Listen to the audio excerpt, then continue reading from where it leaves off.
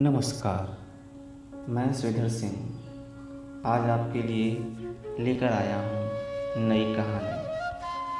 ये कहानी है गुरु और शिष्य की, और इस शिष्य का नाम है आरुणि। तो मेरी कहानी का शीर्षक है गुरु शिष्य आरुणि। गुरु ब्रह्मा गुरु विष्णु गुरुदेवो महेश्वर गुरु साक्षात् परब्रह्म तस्मै श्री गुरुवे नमः।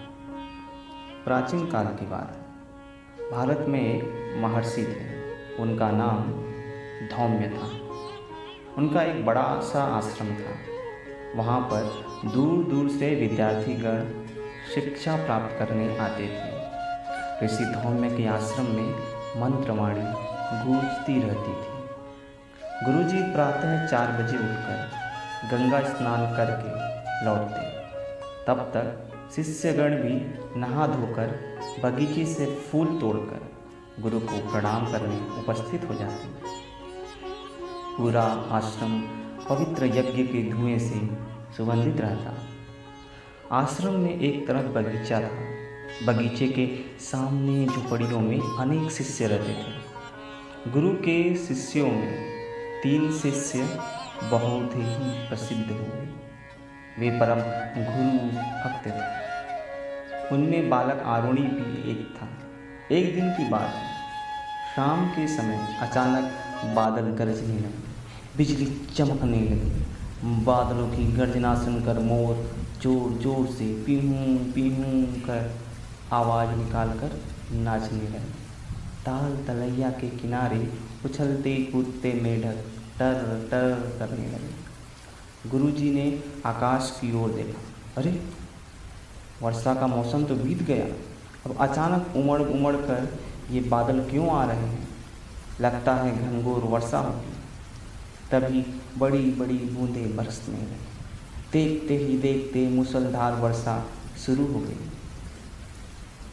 गुरुजी को चिंता होने लगी। अगर इस तरह से वर्षा होती रही तो खेतों में पानी भर जाएगा। गुरुजी ने सोचा कि कहीं अपने धान के खेत की मेल अधिक पानी भरने से टूट न जाए।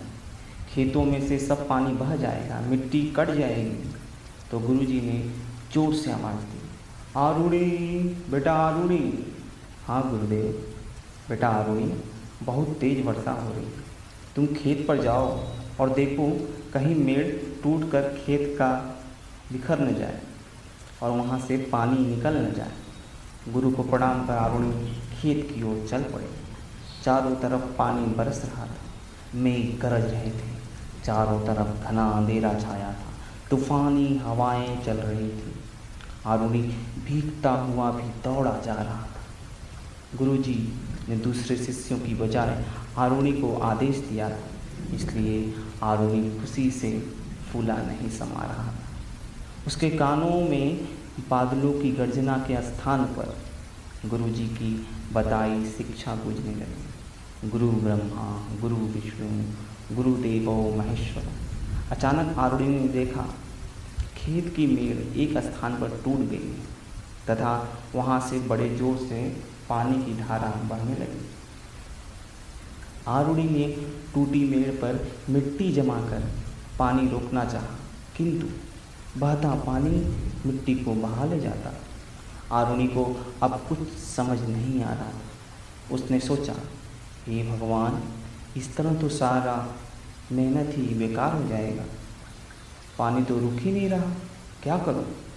फिर आरुणि ने सोचा, मैं खुद ही उस टूटे मेड़ पर सो जाता हूँ। हाँ, यही ठीक रहेगा। और आरुणि सही में उस टूटी मेड़ के स्थान पर सो गया और इससे पानी का बहाव थम गया। अब रात बहुत हो चुकी थी। चारों तरफ अंधकार ही अंधकार था। मेघ गरज रहे थे। सियार हुआ हुआ करके चिल्ला रहे थे। सर्द हवाएं चल रही थी। आरुणि का शरीर सर्दी से अकड़ने लगा, किंतु उसे तो एक ही धुन लगी थी कि गुरु की आज्ञा का पालन करना। चाहे कुछ भी हो जाए, मैं इस मेड़ से नहीं हटूंगा। रात बीतती रही, मेघ गरजते रहे, मेढक टर टर टर करते रहे। फिर 1 घंटा, 2 घंटा, 3 घंटा और आरुणि रात भर खेत के सहारे सोता रहा। सर्दी से शरीर सुन्न पड़ गया। आरुणि तनिक भी वहाँ से नहीं हिला था। रात भर सिर्फ अपने गुरु की बातों को याद करता रहा। धीरे धीरे सुबह हो गई। बारिश थम चुकी थी। चिड़िया चहकने लगी। मुर्गे ने सुबह की सूचना दी। गुरुजी नहा धोकर लौटे। सभी शिष्यगण सदैव की तरह गुरुजी को प्रणाम करने पहुँचे। सभी ने प्रणाम किया, पर यह क्या, आज आरुणि प्रणाम करने क्यों नहीं आया? उन्होंने दूसरे शिष्यों से पूछा, आज आरुणि नहीं दिखाई दे रहा है? एक शिष्य ने कहा, गुरुदेव, आरुणि कल संध्या के समय खेत की मेड़ बांधने गया था, तब से अब तक नहीं लौटा। अरे हाँ, याद आया, किंतु वह लौटा क्यों नहीं? कहाँ रह गया? चलो पता लगाएं। महर्षि अपने शिष्यों के साथ आरुणि को ढूंढने निकल पड़ते हैं। चलते चलते चलते वे खेत की तरफ जा पहुँचे।